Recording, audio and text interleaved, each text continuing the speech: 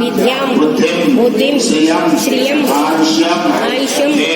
तेजः आरोग्यं देहि मे अव्यवाहन श्रियं देहि मे अव्यवाहन ओम नमः इति कायेन वाचा मनसा इन्द्रियैर्वा बुद्ध्या आत्मा नाभः प्रकृते स्वभावात् करोमि यद्यत् सकलं परस्मै श्रीमन्